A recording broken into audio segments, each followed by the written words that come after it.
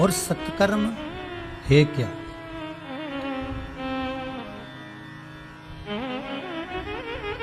बक्सर बिहार वाले मिश्रा जी प्रश्न अच्छा किया है कि सत्कर्म क्या है।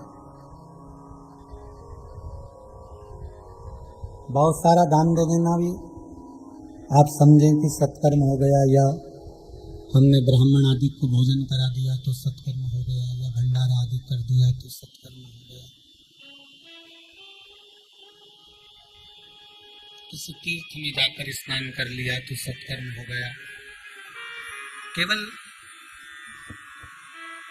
इसी को सत्कर्म नहीं कहते।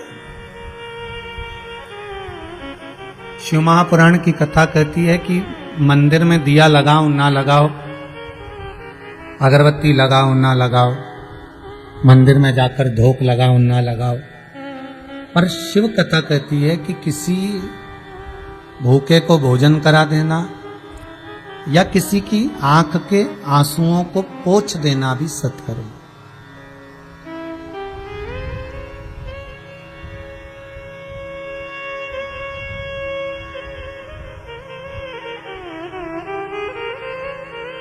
कई लोग सत्कर्म करने के बहाने में पाप कर्म भी कर बैठते हैं। तीर्थ करने जाते हैं और तीर्थ कर कर जब वापिस आते हैं तो वहां से आने के बाद अरे वहां तीर्थ करने तो जाना ही मत, वहां तो पंडा लोग ऐसे हैं कि पीछे ही पकड़ लेते।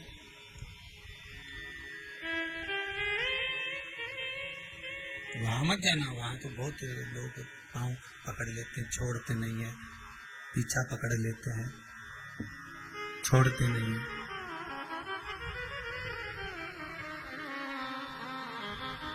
उस जगह पर ना जाइए, डीले कम करो, आवाज बढ़ा दो। सत्कर्म केवल वही नहीं है। सत्कर्म का जो प्रभाव है, सत्कर्म वो भी है कि हम किसी को रोता हुआ ना देखें, हम किसी को दुखी ना देखें, हम किसी को तकलीफ में, हम किसी को कष्ट में ना दें।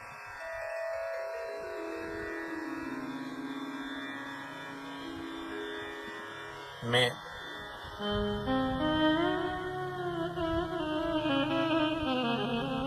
2 घंटे भगवान की माला जपता हूँ, मैं 4 घंटे भगवान के मंदिर में बैठता हूँ, मैं प्रतिदिन भगवान की आराधना में डूबा रहता हूँ, ये सत्कर्म ही है क्या? आप अगर माला जप रहे हो, आप अगर मंदिर जा रहे हो, आप अगर पुण्य कर रहे हो, कुछ भगवत भजन कर रहे हो, तो अपने पूर्व के पाप कर्म को थोड़ा थोड़ा काट गए।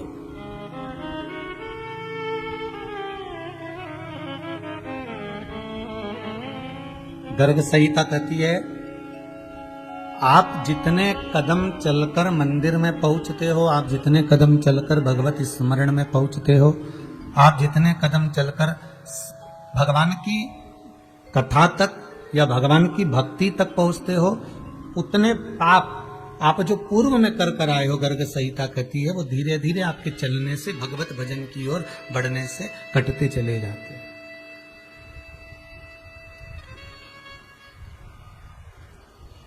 आपका वो पाप कट रहा।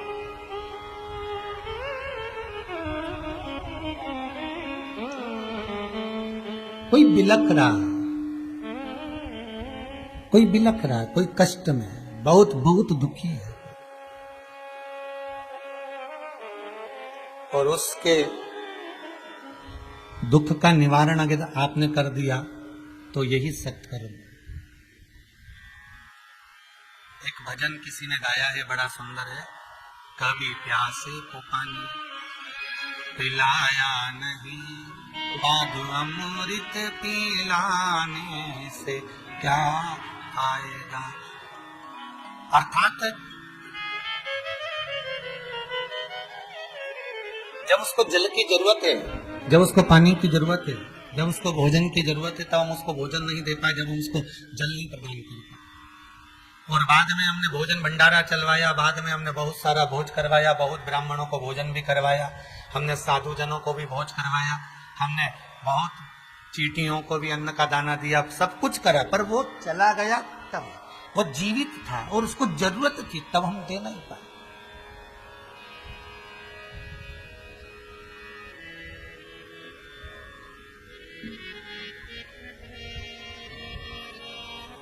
तब हम पहचान नहीं पाए और उसको हम अच्छा कुछ प्रदान कर नहीं पाए। बक्सर बिहार वाले मिश्रा जी, आप अगर कथा सुन रहे हैं तो बड़े ध्यान से सुनिएगा।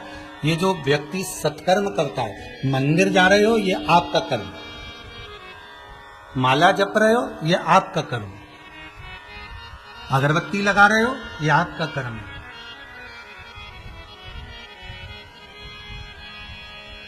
पर यदि आप किसी के आंख के आंसुओं को पोंछ रहे हो, किसी को औषधि दे रहे हो, किसी के लिए कुछ अच्छा कार्य कर रहे हो, ये सत्कर्म है। और ये सत्कर्म कब होता है? तो कहां? जब घर में धन तो होता है, घर में पैसा तो रखा होता है, घर में पूंजी तो होती है।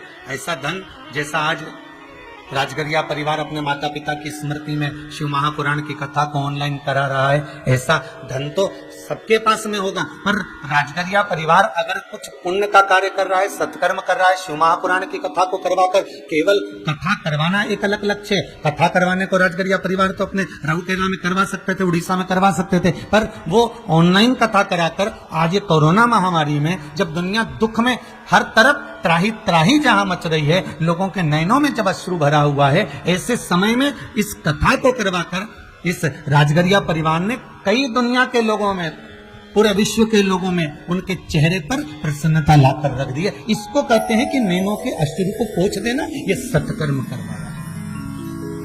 और ये सत्कर्म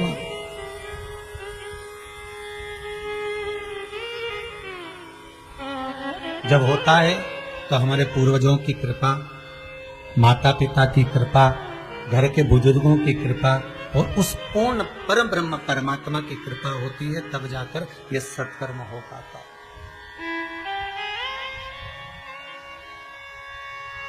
उसकी कृपा हो। तेरी कृपा बिना न हिले एक भी अणु, लेते हैं श्वास तेरी कृपा से तनु तनु। हे गंगाधार मुक्ति द्वार ओमकारी, ये उसकी कृपा से, और उसकी कृपा बिना कुछ नहीं।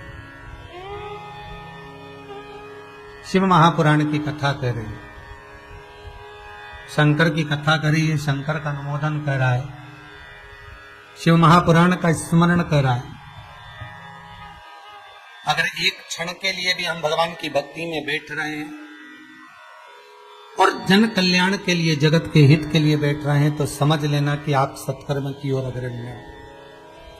एक मेरे को खुशी की बात सबसे ज्यादा ये लगी इस कोरोना महामारी में, कि जब चारों तरफ दुख समाहित हुआ, तानपुरा की आवाज कम करो, जब चारों तरफ दुख समाहित हुआ,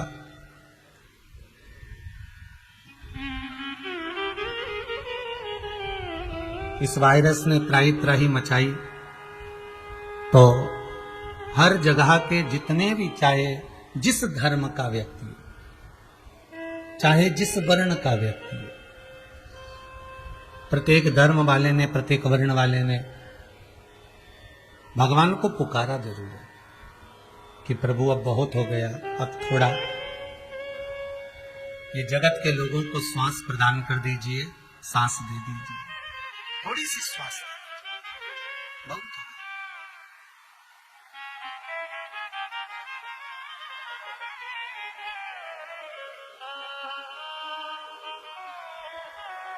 दुनिया के लोगों ने पुकारा जरूर है भगवान।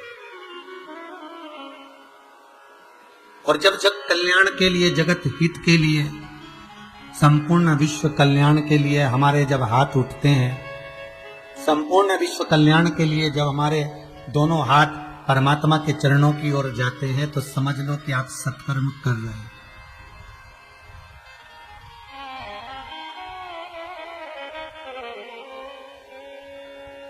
बहुत छोटी सी बात है, समझ जाए तो अच्छा है। प्रतिदिन जब तक ये वायरस समाप्त नहीं होता, कोरोना महामारी समाप्त नहीं होती, प्रतिदिन आपके घर में जो मंदिर है, देवालय है, पूजन स्थल है, ठाकुर जी बैठ रहे हो, चाहे राम जी बैठ रहे हो, चाहे देवी जी बैठ रही हो, चाहे शंकर जी बैठ रहे हो, जो भी आपके यहाँ विराजमान है, उनके चरणों में जाकर 2 मिनट के लिए ओम अक्षर का नाद करना, या श्री शिवाय नमस्तुभ्यम बोल लेना, या भगवान शंकर से विनती करना, सर्व जगत हित के लिए,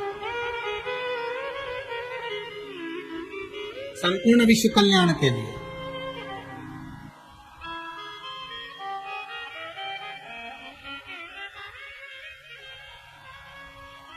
और संपूर्ण विश्व के कल्याण के लिए तो देवता भी अग्रणी रहते हैं महाराज। जिस समय पर माता सती अपने प्राणों को त्यागी और माता सती के शव को लेकर भगवान शंकर ने अपने कंधे पर लिया, और कंधे पर लेकर भगवान शंकर माता सती के शव को यहां वहां क्रोध में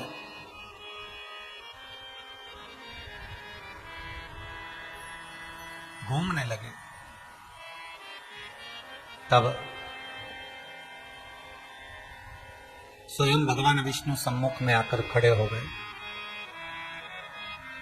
और भगवान विष्णु ने देखा कि सती के शव को लेकर भगवान भूत अधिपति भूतनाथ भगवान शंकर कैलाशी अविनाशी शिव क्रोध में लाल होकर जहां तहां भ्रमण कर रहे हैं। सुदर्शन चक्र को उठाकर, जो चक्र भगवान शंकर ने भगवान विष्णु को दिया था, वही चक्र से भगवान विष्णु स्वयं माता सती के शरीर के टुकड़े कर दिए।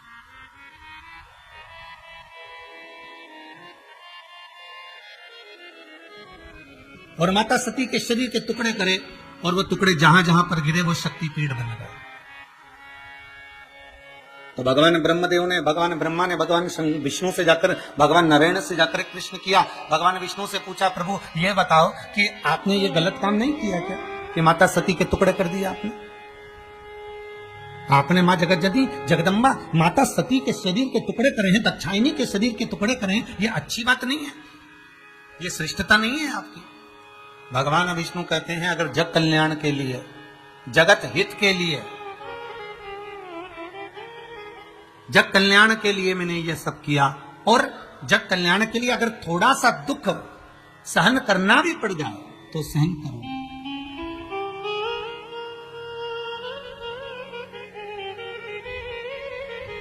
एक मां अपने छोटे से बच्चे को जब लेकर जाती है ना, और जब वो उसको टीका लगता है, इंजेक्शन लगता है बाल्यावस्था में, छोटा सा बच्चा, और उस बच्चे को लेकर मां जाती है और मां कहती है इसको टीका लगा दीजिए, इसको इंजेक्शन लगा दीजिए, और क्रम वाइज उस बच्चे को इंजेक्शन लगते हैं।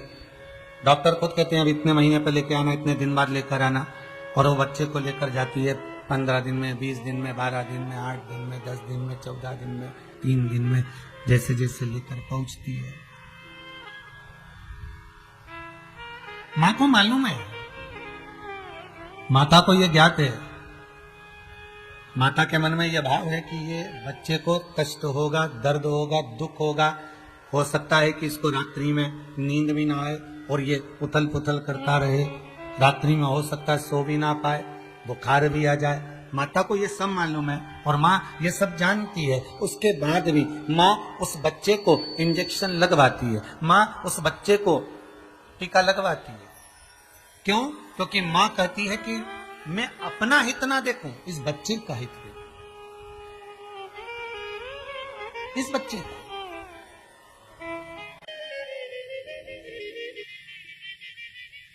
थोड़ी लगेगा जी। आज अगर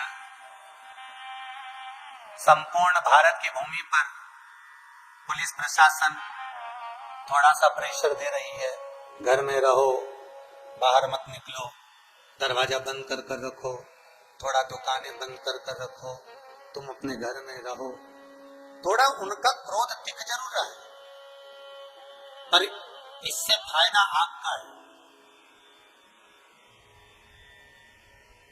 प्राण रहेंगे तो दुकान पर बैठ भी जाओगे, प्राण रहेंगे तो 4 फैक्ट्रियां भी लगा लोगे, शरीर रहेगा, प्राण रहेंगे तो परिवार में गाड़ी और बंगले का सुख भोग भी लोगे। और अगर मालूम पड़े दुकान खोलकर बैठ गए और वायरस लग गया, कोरोना जैसी महामारी लग गई, और मालूम पड़े हॉस्पिटल में पड़े रहे और आखिरी में राम नाम सत्य हो गया, तो फिर वो कमाने का लाभ क्या होगा? थोड़ा कष्ट जरूर होगा, होगा थोड़ा कष्ट।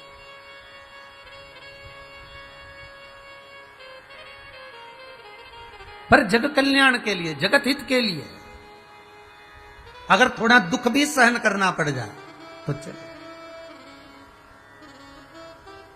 श्री सुखदेव जी महाराज जो भगवान शंकर का ही एक अंश माने जाते हैं, जिस समय पर भगवान सुखदेव जी महाराज स्वयं एक तोते का एक छोटा सा बच्चा, जिस समय पर भगवान अमर गुफा में शंकर भगवान माता पार्वती को अमर कथा श्रवण करा रहे हैं और एक कौटर में एक तोती बैठी है और कथा सुनाने के समय पर भगवान शंकर मां पार्वती से कहते हैं, पार्वती कथा मैं तुझे श्रवण करा रहा हूं तो सुनने बैठी है यहाँ पर एक बात मैं तुझसे कहना चाहूंगा कि ये त्रिशूल है और इस त्रिशूल को लेकर चारों तरफ घूमकर रहना, जिस कथा को मैं तुझे श्रवण कराऊं वो कथा कोई दूसरा ना सुने। पार्वती त्रिशूल लेकर जाती है, चारों तरफ घूमकर आती है, सबको भगा कर आ जाती है और पार्वती मैया कथा को सुनने के लिए बैठ जाती है। शंकर भगवान कथा कहना प्रारंभ कर देते, पार्वती कथा सुनना प्रारंभ कर देते और पार्वती मैया जब कथा सुनना प्रारंभ करती हैं, भगवान शंकर 3 बार ताली का नाद करते हैं। भगवान भूताधिपति भगवान शंकर 3 बार ताली का नाद करते हैं और ताली का नाद करते से ही तोती का प्रसव हो जाता है और तोती के गर्भ का अंडा कोटर में गिर जाता है। शिवजी पार्वती मैया को अमर कथा सुनाते रहते हैं।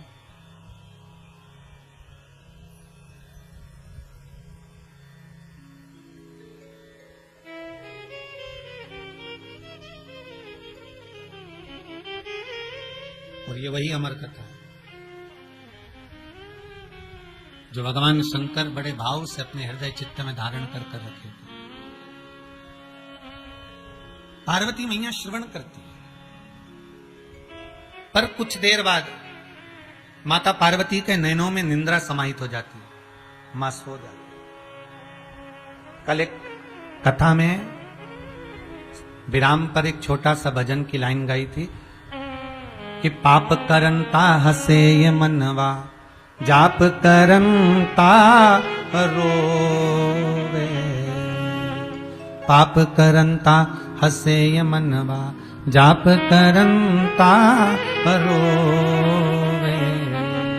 काम क्रोध में निस दिन जागे, कथा कीर्तन सो। ऐसी फूटी गई तकदीर, कहो ना कैसे तारो।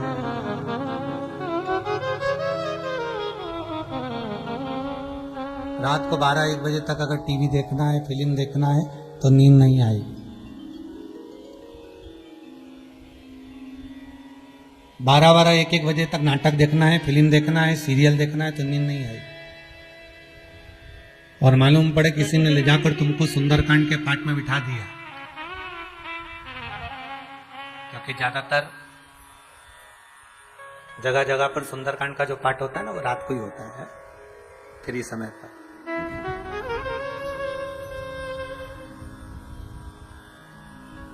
और रात्रि को किसी ने आपको सुंदरकांड के पाठ में ले जाकर बिठा दिया, रात को किसी ने भजन में ले जाकर बिठा दिया। अरे वो भी जाने दो, हम तो कहेंगे वो एक व्रत आता है ना हरतालिका तीज का जो रात्रि में होता है। महाराज वैसे तुम रात्रि को 2-2 बजे तक जागते रहोगे, नींद नहीं आएगी, पर जिस दिन तुम्हारा हरतालिका तीज का व्रत है, ऐसा होता है, यूं तुम रात दोपहर के 1-1 बजे तक भूखे रह जाओगे चल जाएगा, पर जिस दिन तुम्हारा एकादशी का व्रत है, जिस दिन तुम्हारा सोमवार का व्रत है, जिस दिन तुम्हारा मंगलवार का व्रत है, जिस दिन तुम्हारा चतुर्थी का व्रत है, जिस दिन तुम्हारा पंचमी छठ का तीज का व्रत है, उस दिन तुम्हें सुबह से बस उठते से चाय पीते से भूख लगना प्रारंभ हो जाएगी। ये है।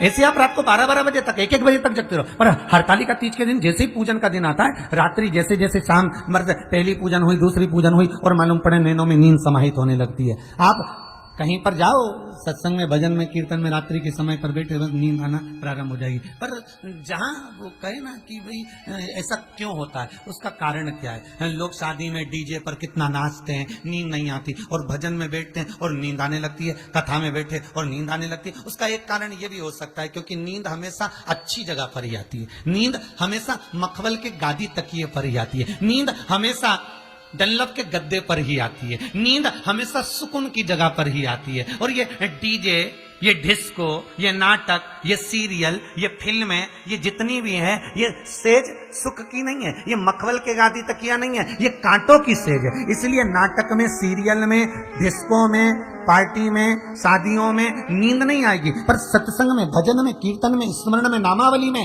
नींद आएगी, क्योंकि वो मखमल की सेज हो जाती है, वो भगवान की गोद हो जाती है। और भगवान की गोद में जब मनुष्य बैठता है तो उसको आनंद की अनुभूति हो जाती है।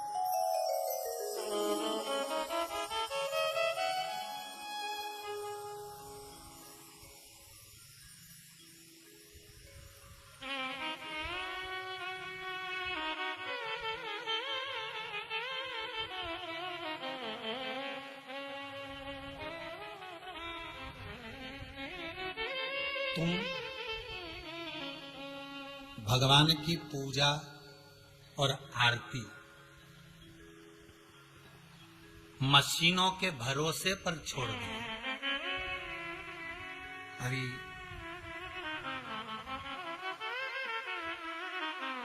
इससे पहले प्रतापगढ़ कथा थी और प्रतापगढ़ के पहले दुर्गापुर कथा थी।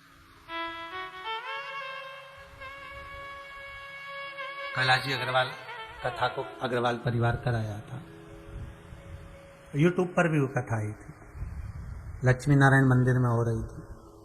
उसी मंदिर में हम भी ठहरे हुए थे। हमने देखा, केवल उसी मंदिर में नहीं, कई मंदिरों में देखा, आरती के समय पर लोग हाथ में घंटी और घड़ियाल लेना बंद कर दिए। एक मशीन आ गई, उज्जैन में मिलती है, हरिद्वार में भी मिलती है, और वो मशीन का खटका दबा दो और नगाड़ा बजना चालू हो जाता है, घंटे की नाद होना चालू हो जाती है, घंटी बजना चालू हो जाती है। विचार करिए जरा, हमने आरती और पूजन को मशीनों के बल पर छोड़ दिया, इसलिए उस परमपिता परमात्मा ने भी तुमको वेंटिलेटर के बल पर छोड़ दिया।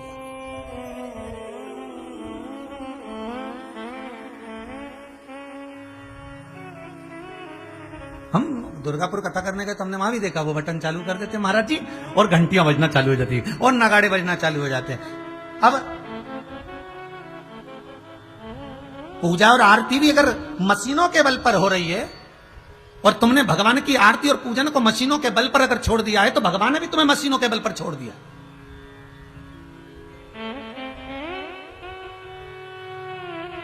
और भगवान भी कह रहा है छोड़ दो इसको वेंटिलेटर पर, मशीनों के। इसने मेरी पूजन को, मेरी आरती को, मेरे भजन को, मेरे कीर्तन को, मेरे नाम स्मरण को, मेरी भक्ति को केवल मशीन का एक ठिकाना बना रखा है।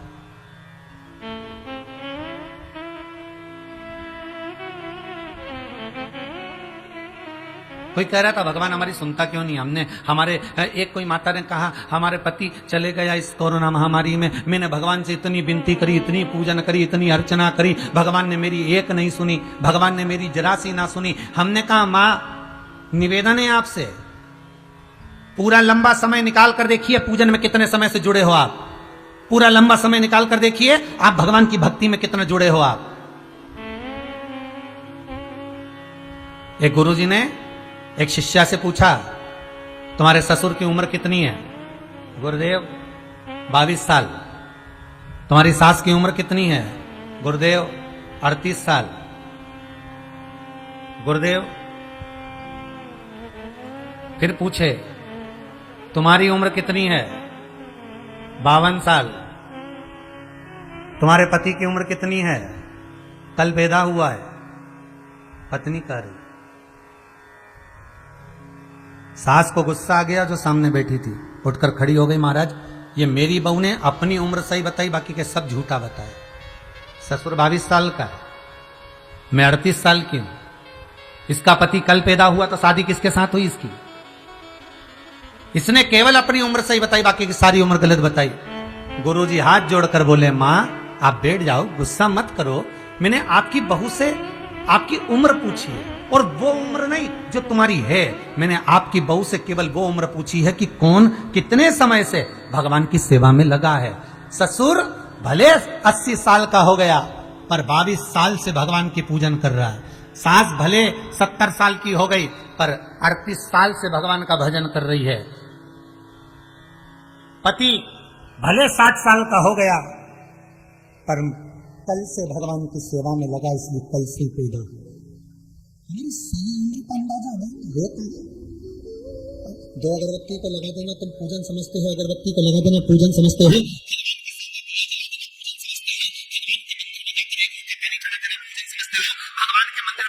बेलपत्र चढ़ा देना, धतूरा चढ़ा देना पूजन समझते हो। ये पूजन नहीं है। भगवान के मंदिर में जाकर एक क्षण बैठकर उस परमात्मा से दिल की बात कह देना। भले तुम कुछ दिया लगाओ ना लगाओ, अगरबत्ती लगाओ ना लगाओ, तुम भगवान पर जल चढ़ाओ ना चढ़ाओ, बेलपत्री चढ़ाओ ना चढ़ाओ, पर मंदिर में जाकर, अर्थात मंदिर नहीं भी गए हो, अपने ही घर में रहकर अपने हृदय को साफ कर लेना, निर्मल कर लेना, और किसी के प्रति भेदभाव नहीं रखना, किसी के लिए अपशब्द नहीं कहना, किसी के लिए ताना नहीं देना, किसी के लिए गाली नहीं देना, किसी के लिए आड़ा टेढ़ा ना कहना। यह पूजन से बढ़कर भी पूजन है साहब। फिर तो तुम्हारी कथा और वो शिशुपाल की कथा में क्या अंतर है? वो शिशुपाल भगवान के सामने खड़ा है और भगवान कह रहे हैं, दाऊ दादा ये मेरी बुआ का लड़का है, इसको समझा दो, ये गालियों पर गालियां दे रहा है, सहन नहीं करूंगा मैं, इसको कह दो आप ये मेरी बुआ का लड़का है। अब शिशुपाल बुआ का लड़का है, भगवान के सामने खड़ा है, भगवान के सम्मुख में खड़ा है, उसके बाद भी भगवान उसके प्राणों को हर लिए, उसकी गालियां पूर्ण होने पर। उसका कारण क्या था? जब बुआ का बेटा था तो भगवान को मारना नहीं था।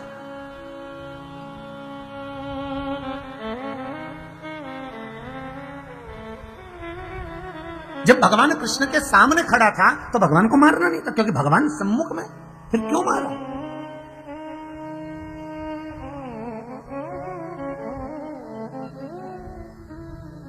क्यों मारा? किसने?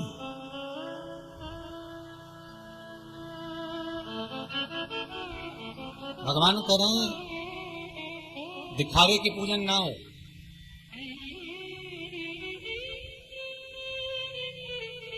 भोजन में झूठे किए हुए हाथ को पानी से धोया जा सकता है,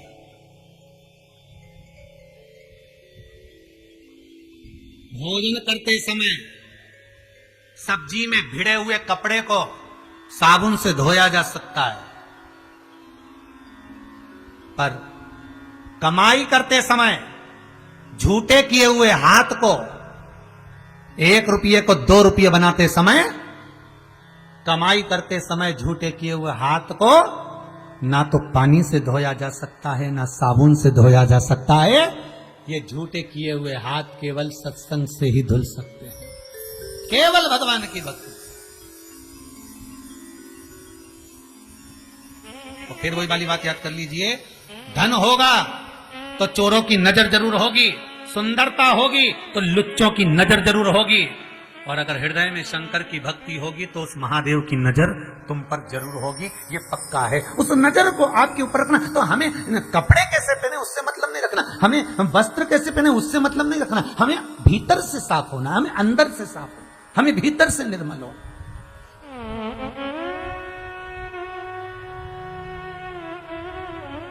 हमारा मन पवित्र नहीं,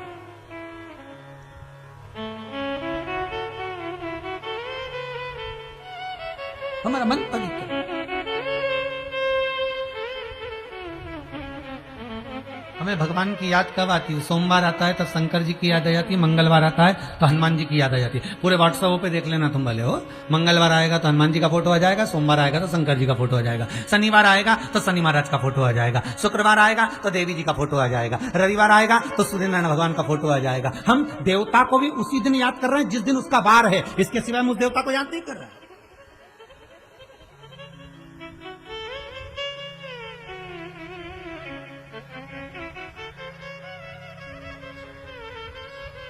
हमने देवताओं को भी वार के बारे में बांट लिया। सोमवार है, शंकर जी को याद कर लो, आज सोमवार है, मैं शंकर जी के मंदिर जाऊंगी, आज सोमवार है, मैं शंकर की आराधना करूंगी, आज सोमवार है, मैं शिव का स्मरण करूंगी। करो। अगर भक्ति प्रबल है, भाव निर्मल है, तो भगवान का दर्शन भी सम्मुख में। कल समीर जी के मोबाइल पर बहुत सारे लोगों ने अपने अपने फोटो डाले, उसमें कुछ फोटो लोगों ने डाले कि गुरुदेव से कहना 60% कोरोना था, पूरे शरीर बेकार हो चुका था, केवल मोबाइल पर शिव महापुराण की कथा को सुन सुनकर श्री शिवाय नमस्तुभ्यम का जाप कर कर ठीक होकर घर आ गया हूं। गुरु जी को कहना, फोटो तक भेजा उस व्यक्ति ने। अगर आस्था चैनल वालों के पास में है वो फोटो तो दिखाइएगा। उन लोगों ने अपने फोटो भेजे हैं कि हम भगवान शंकर की मात्र कथा का रसस्वादन कर कर, शंकर का अनुमोदन कर कर, शिव महापुराण का स्मरण कर कर हम वापिस लौट कर आ गए। शंकर की रुचि अर्थात शिव महापुराण की कथा फिर कहती है कि दिखावे से शंकर को मत रिझाओ। भगवान को दिखावा प्रिय नहीं है। आप किस कलर के कपड़े पहने हो, कौन से कपड़े पहने हो, भगवान को उससे मतलब नहीं है। कपड़ा बदलने से परमात्मा नहीं मिलता, कलेजा बदलने से भगवान मिल जाता है। आप कपड़े कब तक बदलोगे साहब? कपड़ा तो उस लंकाधिपति रावण ने भी बदला था, संत का चोला पहन लिया था, और ऐसा चोला उस संत का पहना और रावण सीता को हर कर चले गया कि वो संत का चोला आज भी कुंभ के मेले में सबसे पहले धोया जाता है तो भी साफ नहीं हो पाता। कपड़े बदलने से क्या होगा? इस चित्त वृत्ति को बदलना, इस मन को बदलना, इस भाव को बदलना।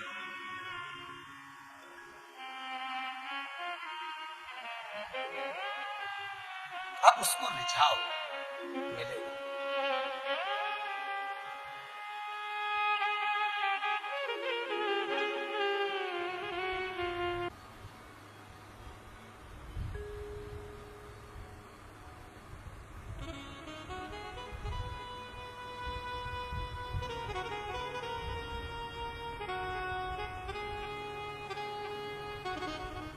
तोता, आप लोग कभी मिट्ठू को, तोता को देखना, नीम पर बैठेगा, आम पर बैठेगा, बड़ा चतुर होता है। कांटे की झाड़ी पर कम बैठता है, पर वही तोता, वही सुखदेव जी महाराज जो जन्म लेने के बाद अवस्था धारण कर कर वन को जाने लगे और श्री वेद व्यास जी महाराज उनको पकड़ कर लेकर आए। चलो, कहां जा रहे हो? महाराज मेरा मन नहीं है गृहस्थाश्रम में पढ़ने का, मैं तो बैरागी में, त्यागी में, सन्यासी बनकर अपनी जिंदगी जीना चाहता हूं, मेरा मन नहीं है गृहस्थाश्रम में पढ़ने। वेद व्यास जी कहते हैं कि सबसे बड़ा आश्रम ही गृहस्थाश्रम है। सबसे बड़ा आश्रम कौन सा? गृहस्थाश्रम। घर के अंदर रहो और गृहस्थाश्रम में रहकर अगर मुख से भगवान का नाम निकल गया तो आनंद की अनुभूति हो गई।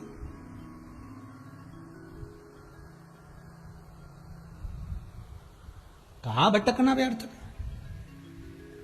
घर में रहो, परिवार में रहो और गृहस्थाश्रम में रहकर भगवत भजन करो। सुखदेव जी महाराज राजी नहीं हुए, वेद व्यास जी ने उनको खूब समझाया, बड़ी मुश्किल से राजी, बड़ी मुश्किल से, और राजी हो भी गए तो मन में आया कि मैं घर में रहूं, गृहस्थाश्रम में जीऊं, अनुमोदन किसका करूं? देखिएगा, जिन शंकर के मुख से श्री सुखदेव जी महाराज ने कथा का रसस्वादन श्रवण किया हो, शिव के मुख से जब कथा को सुना हो, तो वो सुखदेव जी महाराज भगवान शंकर की वाणी को श्रवण करने के बाद सुख तो हृदय में वैसे ही समाहित हो गया, तो फिर भटके का। फिर एक बार मन में आ गया सुखदेव जी के मन में कि अब मैं गृहस्थाश्रम में नहीं पढ़ना चाहता। फिर वेद व्यास जी ने उनको राजा जनक जी के घर पर भेजा। देवी भागवत में लिखा है,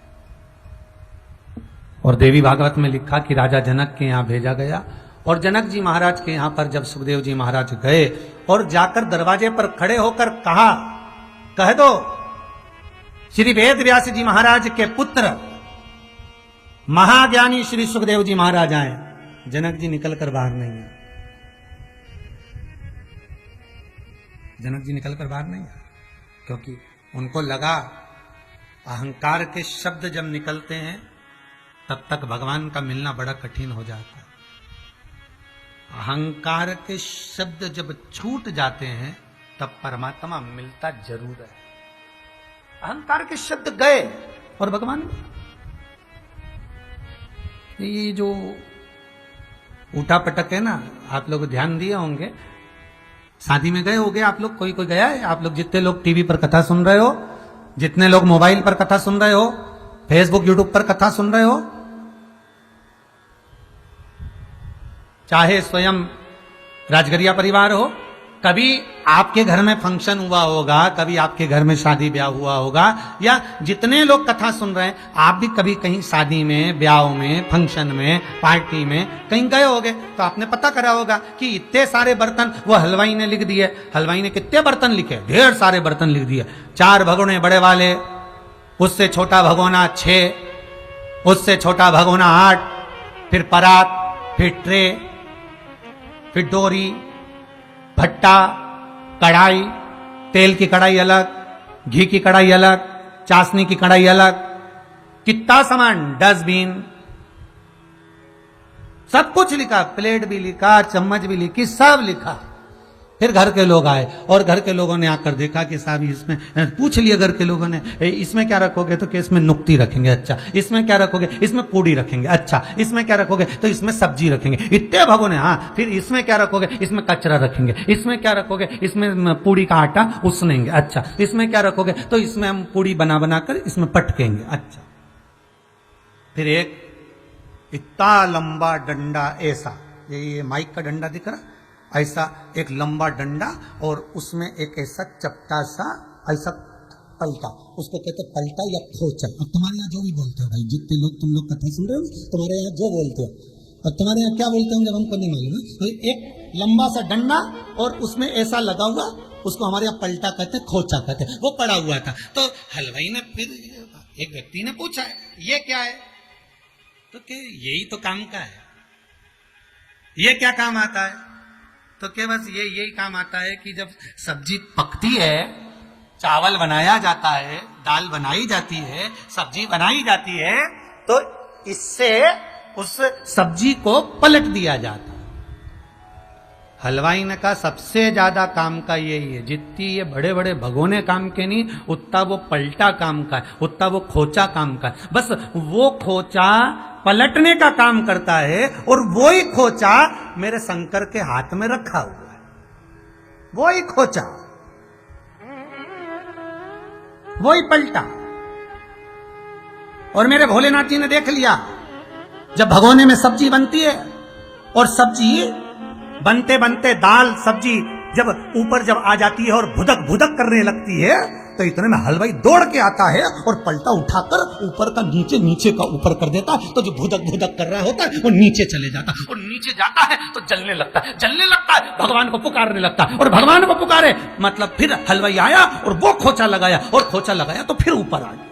बस भगवान भी यही करता है, जब व्यक्ति अहंकार में फुदक फुदक करने लगता है, जब व्यक्ति अहंकार में उचकने लगता है, जब व्यक्ति अभिमान में फूल जाता है, मेरी फैक्ट्री, मेरा घर, मेरी जमीन, मेरी जायदाद, मेरा गाड़ी, मेरा बंगला, मेरे बच्चे, मेरी फैक्ट्री, अरे मैं 4 चांद लगा दूंगा, मेरी गाड़ी, मेरा बंगला। और जब धन के अहंकार में, सत्ता के अहंकार में, अभिमत्ता में जब व्यक्ति भगोने में फुदकने लगता है, पृथ्वी पर फुदकने लगता है, तो भगवान भी अपने पलड़े से, अपने उस खोचे से माल को पलट देता है। और वो पलटा ये कोरोना महामारी में। अब घर में धन जरूर है, पर वो धन भी किसी काम का नहीं। भगवान के आगे हाथ जोड़कर बैठा है, सही कर दो, अब कोई नहीं कर सकता। अब वो अटैची भरा हुआ पैसा काम आएगा क्या?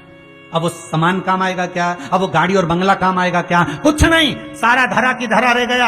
हाँ, इतना जरूर काम आएगा, जो भगवान का भजन किया है, जो शिव महापुराण की कथा का रसस्वादन श्रवण करा है, जो शंकर की कथा का रसतत्व ग्रहण करा है, वो शंकर की कथा काम आ जाएगी, ये पक्का है। ये पक्का, वो पलट देता है।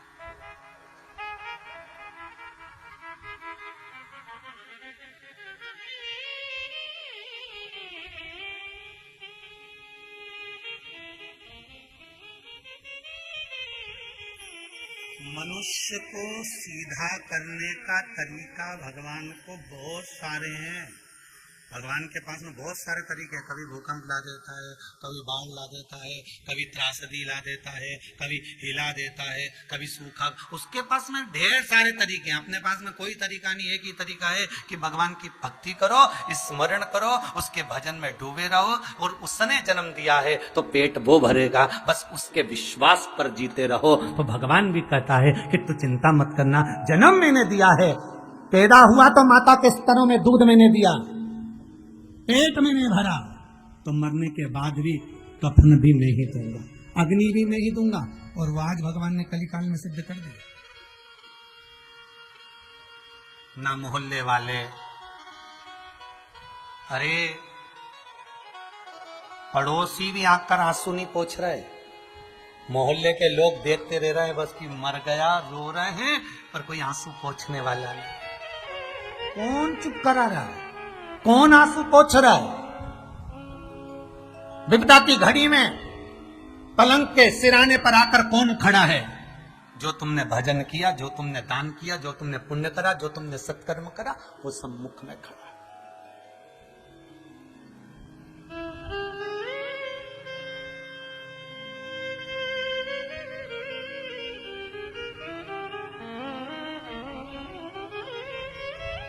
आज हमारे सुपुत्र राघव जी कह रहे थे, पापा एक वो भजन है ना अपना, भजन करो भरी जवानी में बुढ़ापा किसने देखा है। आज वो भजन गाना, हमने कहा बेटा वो भजन भी अब फेल हो गया,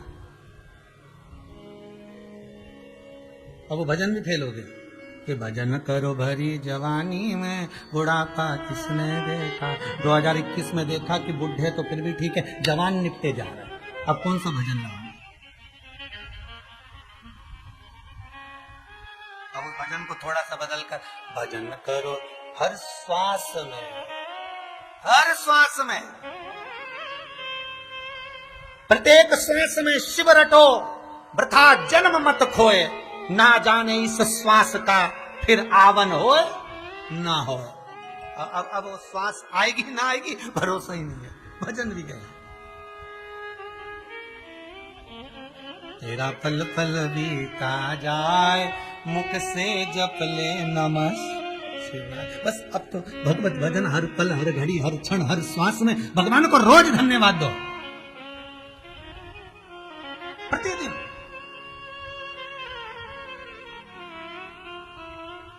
आज हम भगवती महाराज को कह रहे थे, भगवती महाराज अब लोगों को एक काम करना चाहिए कि जिनसे दुश्मनी हो उनको भी जय श्री कृष्णा करना चाहिए।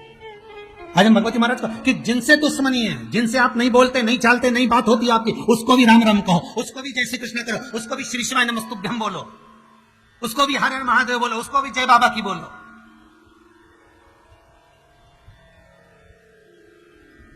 क्योंकि ये समय अब दुश्मनी निभाने का नहीं, अब प्रेम बांटने का है। और प्रेम बांटने के लिए तुम्हें कहीं जाने की जरूरत नहीं, तुम अपने घर पर रहो, तुम अपने घर में रहो और घर में रहकर अपने जिससे दुश्मनी भी हो गई ना उसको फोन लगा कर कह दो तुम चिंता मत करना, हम बैठे हैं, बिल्कुल टेंशन मत लेना, भगवत भजन करो।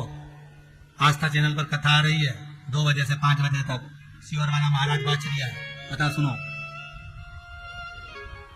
टेंशन नहीं लीजिएगा।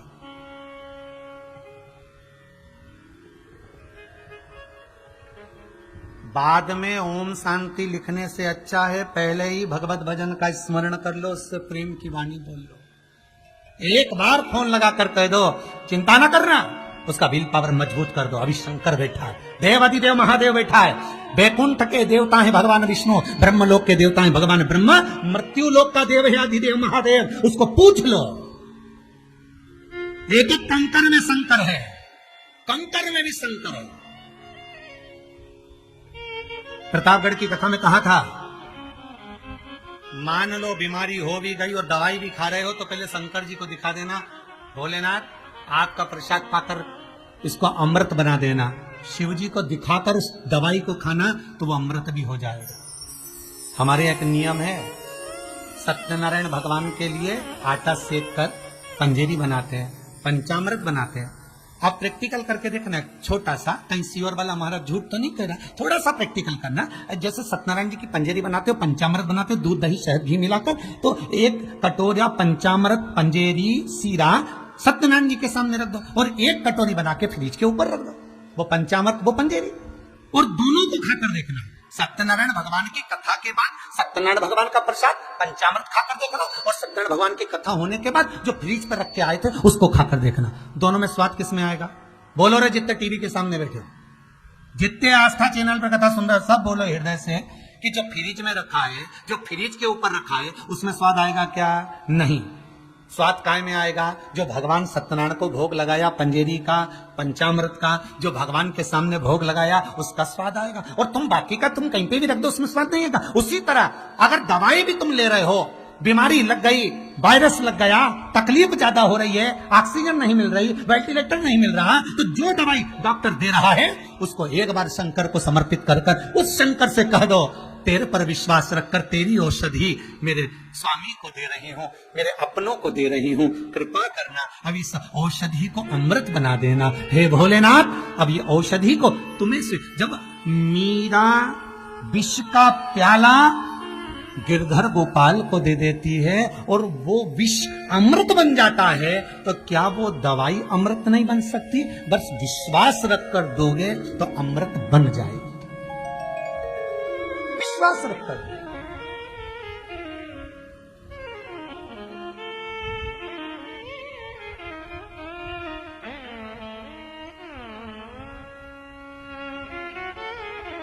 अगर विश्वास रखकर दिया है तो अमृत बन गया।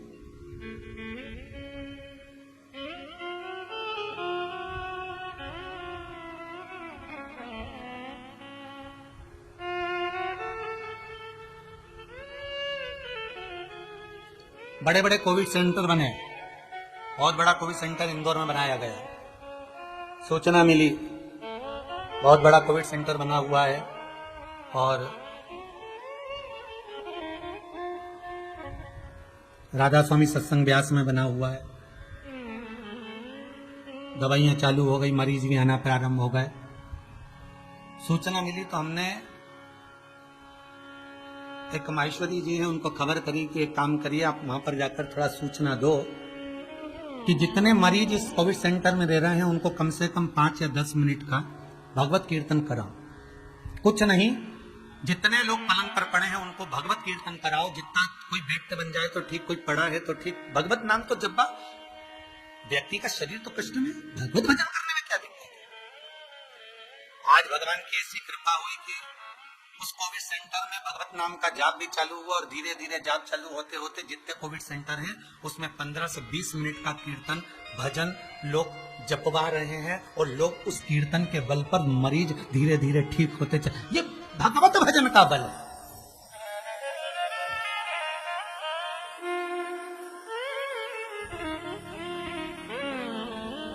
इस भजन के बल पर प्रहलाद जय, इस भजन के बल पर प्रहलाद को खोलते हुए तेल में डाल दिया तो ठंडा पानी बन गया, अग्नि में पटक दिया तो राख का ढेर बन गया, अरे पुष्प का ढेर बन गया, पानी में डाल दिया तो बचकर निकल कर आ गया। जब प्रहलाद भगवत भजन के बल से काल की मुख से निकल कर आ सकता है, ध्रुव जी महाराज काल के मुख से निकल कर आ सकते हैं, मीरा काल के मुख से निकल कर आ सकती हैं, तो फिर संसार का मनुष्य क्यों नहीं? जपो हे मंत्र महा मंगलकारी। अब तो बोलो रे, आस्था पे बैठे हो, सामने सोफे पर, पलंग पर, कुर्सी पर बैठे हुए, आसन लगा के जमीन पर बैठे हो, जल्दी बोलो हे मंत्र महा मंगलकारी। अच्छा, आप लोग सोचते हो कि महाराज आपको कैसे मालूम कि हम कुर्सी पे बैठे, सोफे पे बैठे? अरे भाई, भाव का है कथा। यहाँ पंडाल में कोई नहीं तो कम से कम ऐसा भाव तो होना चाहिए कि आप जहां बैठकर सुन रहे हो हमारे सम्मुख में, तो ना ऐसे लगना चाहिए कि आप सामने हो और कथा चल रही, और आपको भी ये महसूस होना चाहिए कथा कुबेरेश्वर धाम पर नहीं, कथा आपके घर में हो रही है, आपके सम्मुख में हो रही है। हे मंत्र महामंगलकारी।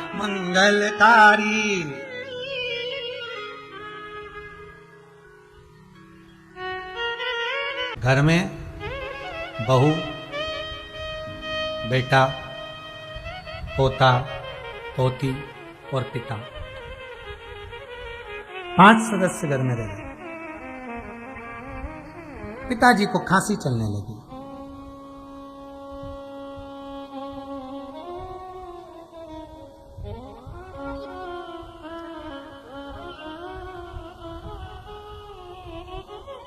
बहू ने अपने पति से कहा, सुनो,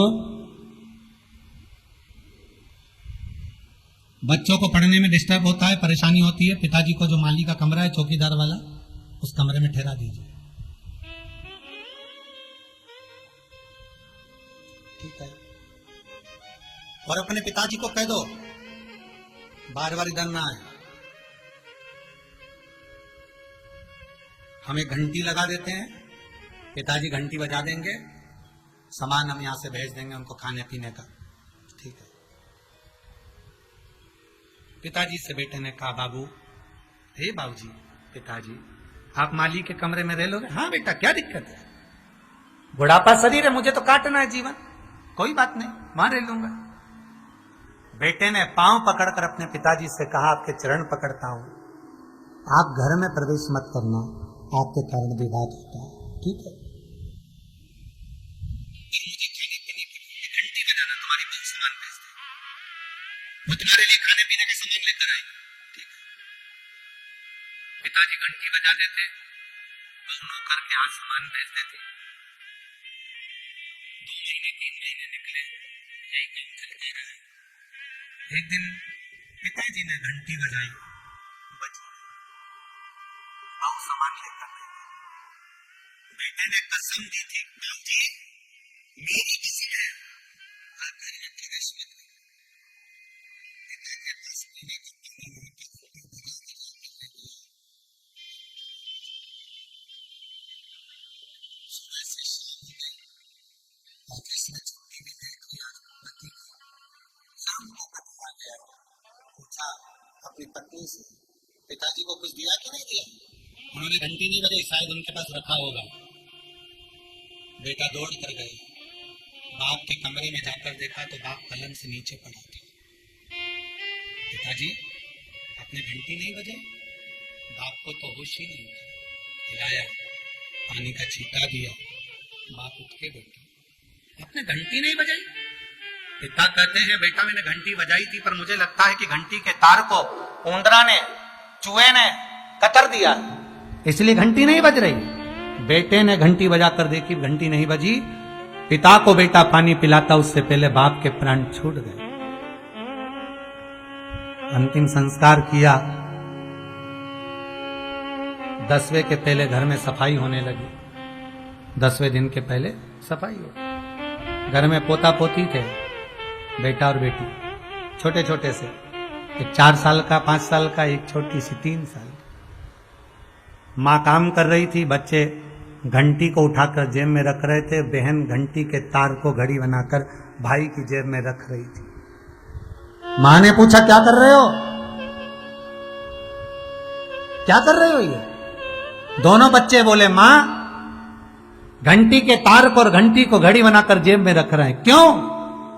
माँ ने पूछा तो बच्चे कहते हैं, माँ जैसे आपने दादाजी के कमरे में घंटी लगाई थी, आपकी बहू आपके कमरे में लगाएगी, उसकी तैयारी कर कर रखी जा रही है, उसकी तैयारी करनी। हम जैसा करेंगे वैसा हमें भोगना है।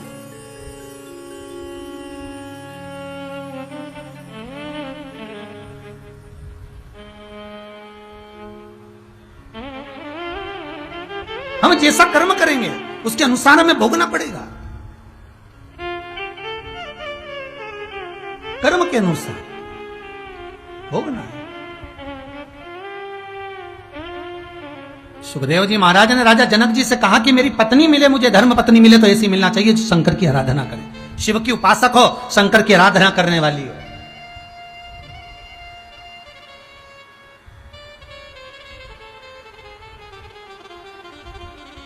और आपसे भी निवेदन है, जितने लोग कथा सुन रहे हो, मुझे बहुत अच्छा लग रहा है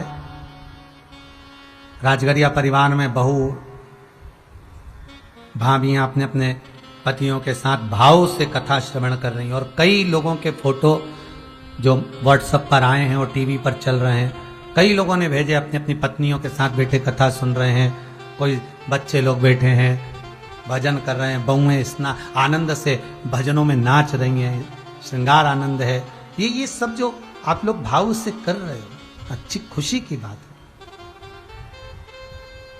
कि कम से कम अगर पति धर्मात्मा है तो पत्नी भी धर्मात्मा, बेटा भगवत भजन में डूबा हुआ है तो बहू भी भगवत भजन में डूबी हुई है, साथ में बच्चे भी भगवत भजन में डूबे हुए हैं। ये बड़ी प्रसन्नता की बात है।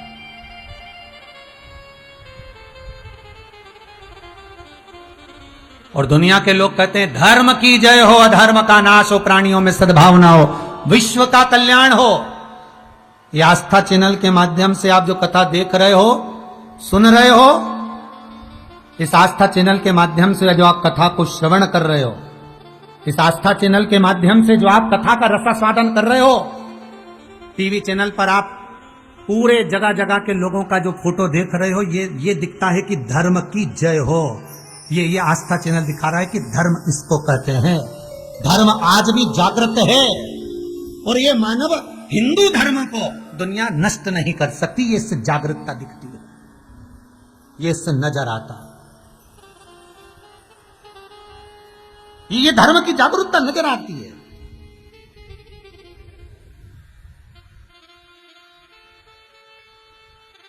कि धर्म है क्या?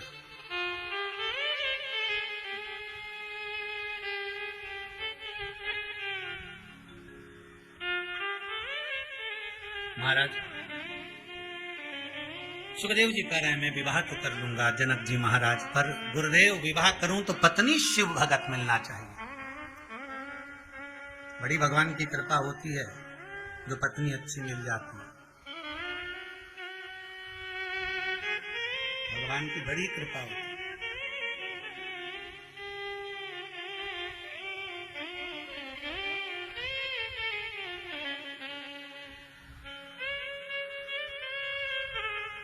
महाराज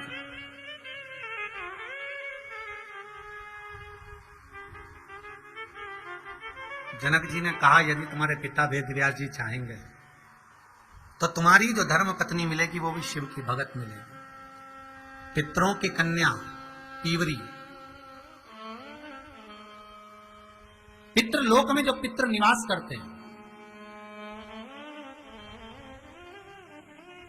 पितरों के 4 द्वार हैं, 4 श्राद्ध होते हैं, 4 नवरात्रे होते हैं, 4 पितरों के द्वार के 4 पितृलोक के 4 द्वार हैं, और 4 द्वार पर 4 पितृ विराजमान होते हैं। उन पितरों की बेटी, आपको पहले भी कथा में कहा, एक पितृ की 3 बेटियां हैं, मैना, धन्या, कला। जिनके घर में पार्वती जी का जन्म हुआ, धन्या जो सुनैना बनी जिनके घर में सीता जी प्रगटी, कला कीर्ति बनी जिनके घर में राधा प्रगटी। एक पितृ की बेटी है पीवरी जो सुखदेव जी महाराज के साथ में भी है। देखिएगा जरा पितरों की बेटियां कितने अच्छे अच्छे घर में ब्याही, वो देखिएगा। एक पितृ की बेटियां ब्याही मैना हिमालय राज से, धन्या सुनैना बनी जो ब्याही स्वयं राजा जनक के यहां, कला कीर्ति बनी जो वृषभानु जी के साथ में भी है, और एक पिता की पुत्री पीवरी जो श्री सुखदेव जी महाराज के साथ में भी है। और सुखदेव जी महाराज के साथ में पीवरी का विवाह तो हो गया।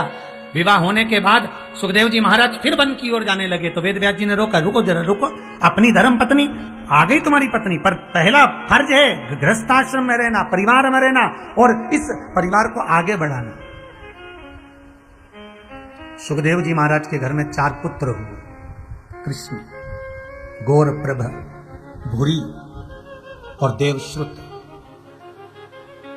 सुखदेव जी महाराज के घर में एक बेटी हुई जिसका नाम था कीर्ति, जो अनु नाम के राजा के साथ में भी आई थी। कीर्ति के घर में एक बेटा हुआ जिसका नाम था ब्रह्मदत्त। अब देखिएगा जरा, सुखदेव जी महाराज के घर में 4 बेटे हुए, 1 बेटी हुई।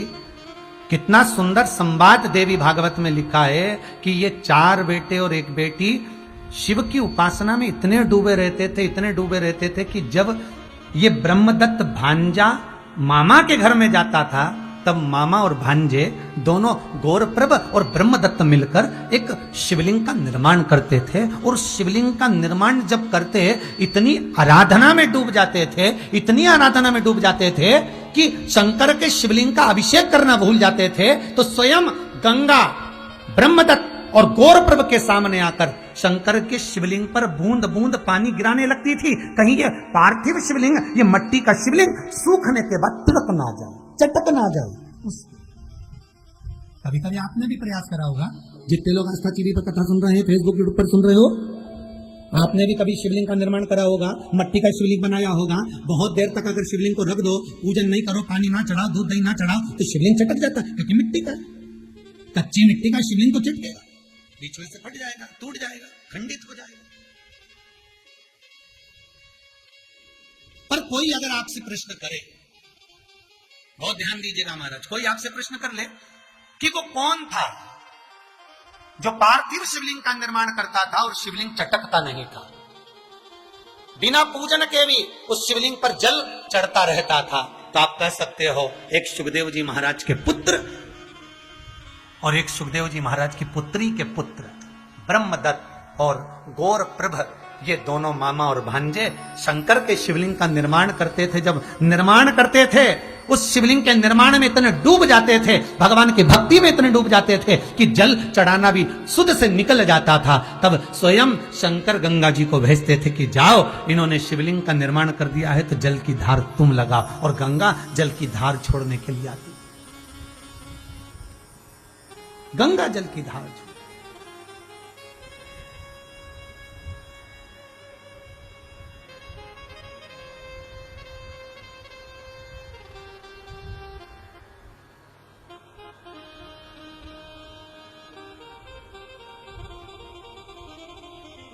हमारे गुरुदेव इंदौर हवेली जी श्री काका जी महाराज विठलेश राय, हमारी जो विठलेश सेवा समिति है वो उन्हीं के नाम से चलती है। श्री विठलेश राय काका जी महाराज हमेशा कहते थे, गोलोकवासी परम पूज्य श्री काका जी महाराज एक शब्द कहते थे, मिश्रा भगवान की सेवा करने बैठो, ठाकुर से लाड़ लड़ाने बैठो, और मान लो कोई वस्तु अगर नहीं भी है तो उसका दुख मत करो।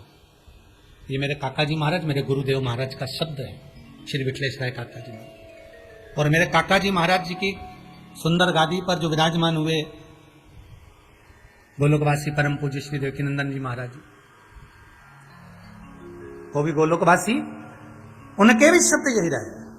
जब हम ठाकुर का श्रृंगार करें, जब हम ठाकुर जी से आराधना करने के लिए बैठे, जब भगवान से हम लाड़ लड़ाने के लिए बैठे, जब हम किसी मंदिर में, हवेली जी में, भगवत भजन में सेवा करने के लिए बैठे और मालूम पड़े कि तुम्हारे पास में कोई वस्तु नहीं है, कोई वस्तु चली गई, छिन्न हो गई, समाप्त हो गई, तो वहां यह विचार न करें कि वस्तु चली गई, छिन्न हो गई, समाप्त हो गई।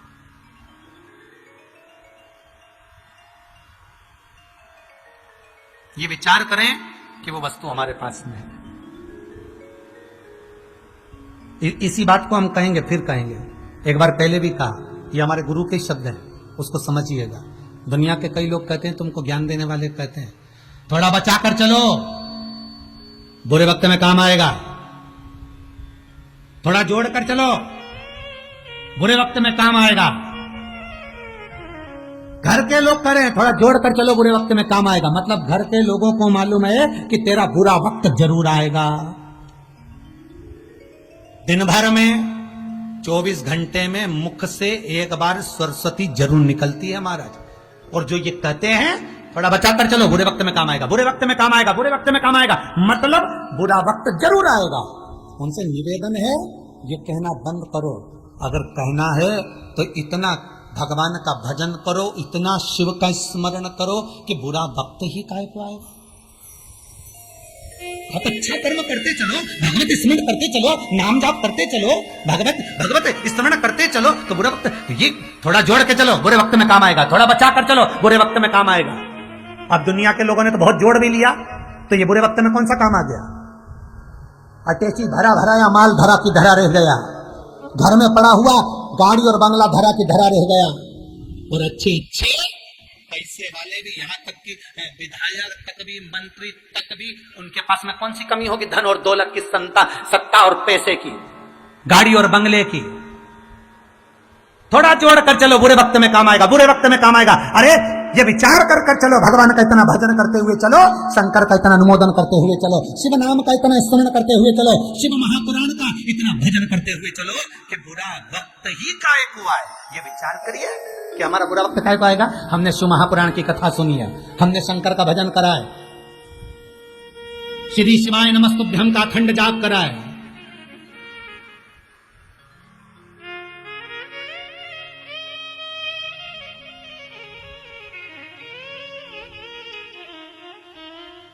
श्री शिवाय नमस्तुभ्यम को जपा है। क्यों आएगा बुरा वक्त? तेरे दरबार की बाबा निराली शान देखी है, तुझे देते नहीं देखा पर झोली भरी देखी। ये वो है, उसका स्मरण अगर आपने करा है तो बुरा वक्त नहीं आ सकता। आप भटकोगे नहीं, आपका मार्ग प्रशस्त रहेगा।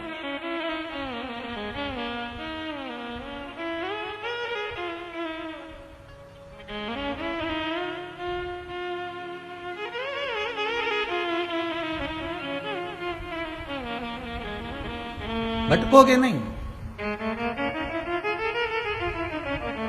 महाराज गौरप्रभ ब्रह्मदत्त दोनों शिव आराधना में लगे रहते।